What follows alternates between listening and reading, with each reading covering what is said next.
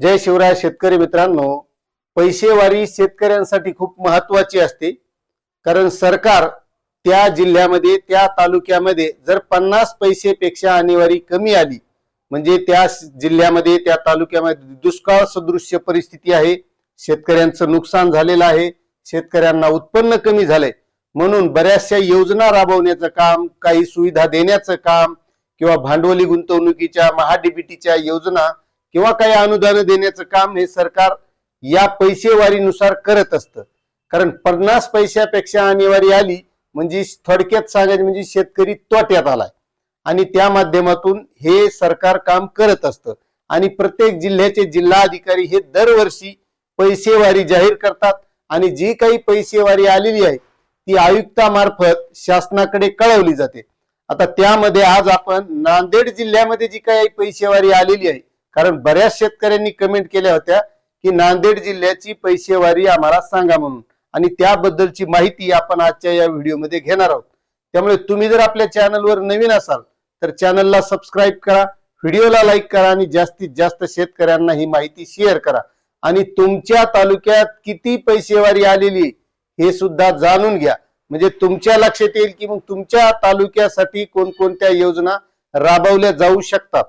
तर मित्रांनो, नांदेड जिल्ह्यामधील एकूण सरासरी आहे 33.98 पैसे आणि जिल्ह्यात एकूण 1559 गावामध्ये ही पैसेवारी काढलेली आहे। आता आपण प्रत्येक तालुका वाईज सुद्धा बघणार आहोत। तर त्यामध्ये नांदेड तालुका जो आहे, नांदेड तालुक्यामध्ये 32 पैसे आणेवारी आलेली आहे 88 गावामध्ये।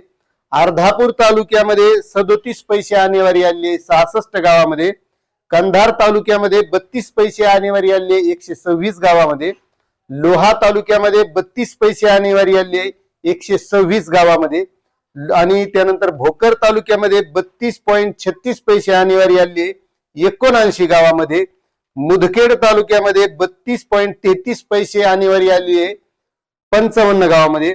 हदगाव तालुक्यामध्ये 34 पैसे आणेवारी आलेली आहे 137 गावामध्ये।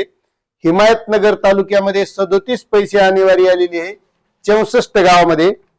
आणि महत्वाचा मुद्दा म्हणजे नांदेड जिल्ह्याची मी जे आतापर्यंत पैसेवारी बघितली तर सर्वात कमी ही मला नांदेड जिल्ह्याचीच दिसायली।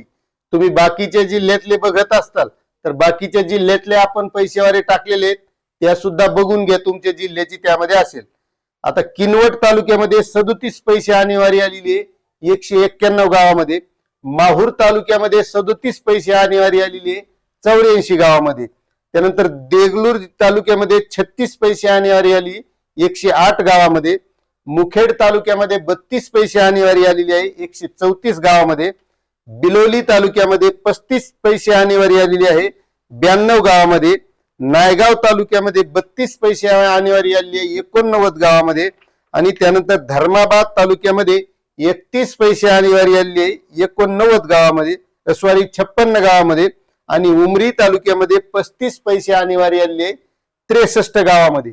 आणि महत्वाचा मुद्दा आहे की खरंच यावर्षी जी काही अतिवृष्टी झाली होती त्याची झळ ही नांदेड तालुक्याला बसलेली, कारण धाराशिवला तशीच अतिवृष्टी झाली होती। त्यामुळे सगळ्यात कमी पैसेवारी ही नांदेड जिल्ह्यामधली आलेली असं मला तरी दिसतंय।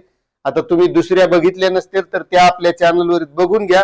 आणि याचा जो काही अहवाल आहे या आणेवारीचा तो जिल्हा अधिकारी राहुल कर्डिले साहेब यांनी विभागीय आयुक्तांना कळवलेला आहे आणि त्या माध्यमातून मग सरकार नांदेड जिल्ह्यासाठी वेगवेगळ्या प्रकारच्या योजना, अनुदान, ज्या काही गोष्टी असतात सुविधा देण्याच्या त्या राबवण्याचं काम करत असतं।